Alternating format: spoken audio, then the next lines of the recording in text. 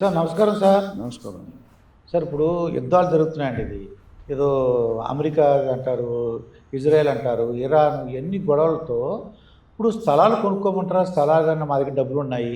స్థలాలు, పొలాలు అన్నీ కొనుక్కోమంటారా? తర్వాత ఇంకోటి విషయం ఏంటంటే ఈ దేవుడికి సంబంధించినటువంటి అంటే చిన్నజీయ స్వామి గాని ఇటువంటి డివోషనల్ ప్లేసెస్ దగ్గర కూడా రేట్లు, ఆ స్థలాలు, పొలాలు బాగున్నాయని అంటున్నారండి.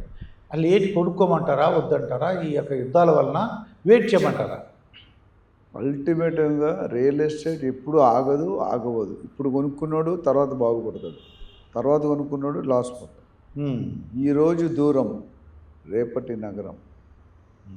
ఏమన్నాను? ఈరోజు సాధనగర్ చాలా దూరం.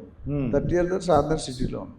ఓకే. కుక్కటపల్లి చూసాం, అటు తెల్లాపూర్ చూసాం, ఇటు పోచారం చూసాం. ఒకప్పుడు మీకు నాకు ఆ పేర్లే తెలియదు. సో రియల్ ఎస్టేట్ ఎస్పెషల్లీ స్పిరిచువల్నెస్ పెరుగుతుంది ఇప్పుడు. అంతకుముందు గంట కంపారిటివ్లీ అంత ముందు కూడా ఉంది. ఏంటంటే రిటైర్ అయ్యే టైంకి నాకు చిన్న ఎగ్జాంపుల్, మా ఫ్రెండ్ ఒక ఆయన ఉన్నాడు. ఆయన ఆల్రెడీ చిన్నజీయ స్వామి ట్రస్ట్లో ఒక సేవకుడు, ఏదో చిన్న పొజిషన్ కూడా ఉంది.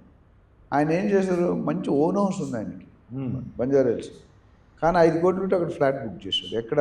చిన్నజీయ స్వామి ట్రస్ట్కి దగ్గరలో 1-2 కిలోమీటర్స్. ఓకే. రిటైర్ అయినా అక్కడ సెటిల్ అవుతాం. ఎవరు ఊహించారు? అట్లా చాలామంది ఉన్నారు. మీకు ఒక ఎగ్జాంపుల్ చెప్పు, ఉదాహరణ. అలా చాలామంది ఉన్నారు. సో స్పిరిచువల్ గుడులు కానీ పెద్ద పెద్ద ఏవైతే ఉన్నాయో దాని చుట్టూ కూడా రియల్ ఎస్టేట్ బాగా ఉండడానికి ప్రిఫర్ చేస్తున్నారు. సోలోగా కొంతమంది శాంతి ఉన్న వాళ్ళు ఆల్రెడీ అక్కడే 1000 గజాలు 500 ప్లాట్ ఇల్లులు కట్టుకొని అక్కడే ఉంటున్నారు పర్మనెంట్గా రిటైర్ అయిన తర్వాత. రానున్న రోజుల్లో దాని ఇంపార్టెన్స్ పెరగబోతుంది. అట్లా సీనియర్ సిటిజన్ లివింగ్ అది కూడా పెరగబోతుంది.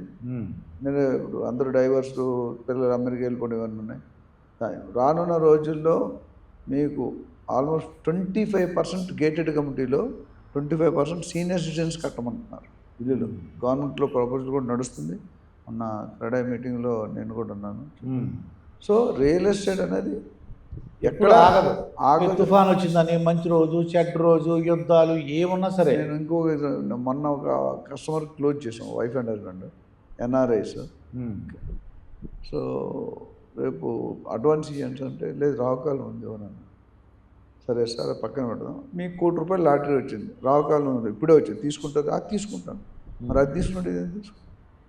మనసు మంచిగా ఉంటే అన్నీ మంచిగా ఉంటాయి. అన్ని దాన్ని గుజు గుజు గుజు అంటే తప్పని అనట్లేదు. But Lakshmi when it is coming, ఇల్లంటే కూడా మనకు ప్రాపర్టీ ఎసెట్ వస్తుంది. యూఆర్ బికమింగ్ అన్ ఎసెట్ ఉన్నారు. ఇప్పుడు మీరు 4 రోజులు రావుకాలం తర్వాత లేదా 3 ఉన్నాయి అమావాస్య ఉంటే నేను నచ్చిన ప్రాపర్టీ ఉండొచ్చు, ఇంకో మీలాంటి వాళ్ళు ఎవడో వచ్చి కొనేస్తాను. అదొక యాంగిల్. సో రియల్ ఎస్టేట్లో మన స్టాండర్డ్ డైలాగ్ రోటీ, కపడా, మకాన్, తిండి, బట్ట, గూడు. ఓకే. ఈ మూడిట్లో మనకు కంపల్సరీ లేకుండా మీరు బతకలేరు, నేను ఎవరు బతకలేరు. సో రియల్ ఎస్టేట్ వల్ల కంట్రిబ్యూషన్ 1000 కోట్లలో 1,00,000 కోట్లో ఉంది ఇండియాలో. ఓకే. సో రియల్ ఎస్టేట్ ఇప్పుడే కాదు ఎప్పుడు కూడా ఆగేది ఉండదు. ఎందుకంటే రియల్ ఎస్టేట్లో 2 కోణాలు ఉన్నాయి, చాలామంది తెలియదు. ఒకటి బయ్యర్స్ మార్కెట్, 2 సెల్లర్స్ మార్కెట్. ఈ సైడ్ మారుతుంటుంది. కేసీఆర్ గారి ప్రభుత్వంలో ఇటు సెల్లర్స్ మార్కెట్, బిల్డర్ ఏం చెప్తే కొనేవాళ్ళు. ఇప్పుడు కొనేవాళ్ళు ఎవరు? బయర్స్ ఏం చెప్తే బిల్డర్ వాళ్ళు. That's a difference. So real estate is always in demand. And especially Hyderabad, Telangana and అక్కడ Amaravati is going to rock in next 10 years irrespective of any political party coming in to power. డబ్బులు అయితే కావాలి కదా. Government నడుపు ఇక్కడ ఎందుకు 7,00,000 అప్పు ఉంది, అక్కడ 10-11 కోట్ల లక్ష అప్పు ఉంది, ఎలా వస్తుంది? పార్టీలతో సంబంధం లేదు, ఏమంటే ఈ పదవులతో సంబంధం లేదు, అలాగే యుద్ధాలతో సంబంధం లేదు. ఏమైనా సరే ఇప్పుడు కూడా రియల్ ఎస్టేట్ అనేది బంగారమే. బంగారం కంటే ఎక్కువ అనిపిస్తుంది. ఎందుకంటే ఈ దేశంలో ఎప్పటికీ పెరిగేది ఏంటి? కంటిన్యూగా రేట్లు పెరుగుతుంటాయి. ఓకే. ఇంకా పాపులేషన్ పెరుగుతుంది. ఎప్పటికీ పెరగంది ఏంటి? స్థలం పెరగదు. ఇంకా అదే మీ తాతగారు ఎకరాల్లో ఉండేది, మీరు మా నాన్నగారు గజాల్లో కొంటున్నారు, మనం ఇప్పుడు అడుగుల్లో కొనడం మొదలుపెట్టాం, మన పిల్లలు ఇంచుల్లో కొంటారు, మన మనోళ్ళు సెంటీమీటర్లో కొంటారు అండ్ సో ఆన్. భూమి 50 సంవత్సరాల మంది ఎంత ఉందో ఇప్పుడు కూడా సోహన్ బాబు గారు ఒక 30 ఇండస్ట్రీకి వచ్చినప్పుడు 30-40 ఇయర్స్ బ్యాక్ ఒక హీరోయిన్ని వీళ్ళ పేరు చెప్తే బాగుండదు తీసుకెళ్ళాడు, నువ్వు రా నాతో ఒకసారి పని ఉందని కారులో తీసుకెళ్ళారట. ఒక 50 కిలోమీటర్ దూరం వెళ్ళిపోయాక ఒక డంప్ యార్డ్ ఉందని, చెత్త కుండి, ఇది కొనే ఎకరం 5,000 అన్నాడు. నిజానం పురపని చేస్తుంది, నేనేంటి చెత్త కుండి కొనున్నా, ఈరోజు అది 50 కోట్లు అయింది. 20,000 ఎక్కడ 50,000 5,000 20,000 5,000 ఎకరం, ఇప్పుడు 50 కోట్లు అయింది ఎకరం. అప్పుడు రియలైజ్ అయ్యారు. అట్లా చాలా సందర్భాలు ఉన్నాయి.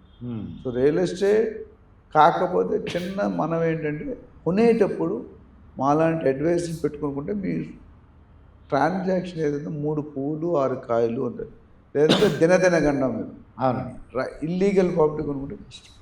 అది లేకుండా చూసుకొనుకుంటే రియల్ ఎస్టేట్లో లాస్ అయిన రేటు తగ్గడం అనేది ఎప్పుడు ఉండదండి, కొద్దిగా పెరగడంలో. బట్ మిగతా షేర్ మార్కెట్ పడిపోవచ్చు, మ్యూచువల్ ఫండ్ పడిపోవచ్చు, అవి చూసుకోవాలి. రియల్ ఎస్టేట్ తగ్గదు. ఇదండి నంది రామేశ్వర గారు చెప్పేది ఏంటంటే రియల్ ఎస్టేట్ ఎప్పుడు కూడా తగ్గదు. కాకపోతే మీరు కొనుక్కునే ముందు ఒక రియల్ ఎస్టేట్ ఎక్స్పర్ట్ దగ్గరికి వెళ్ళి అది కొనుక్కోవచ్చా కొనుక్కోకూడదా, అది ఫేకా లేకపోతే జెన్యూనా, అవన్నీ కూడా వివరాలు, కొనుక్కోవచ్చా కొనుక్కోకూడదా, ఏమైనా ఇబ్బందులు ఉన్నాయా, పర్మిషన్స్ అన్ని వస్తాయా లేదా అని వీళ్ళ యొక్క సలహా సూచనల వరకు తీసుకుంటే మంచిదని చెప్తున్నారు. మరొక వీడియోతో మీ ముందుంటాను. మీ మాస్టర్ దుర్గాప్రసాద్. నమస్తే.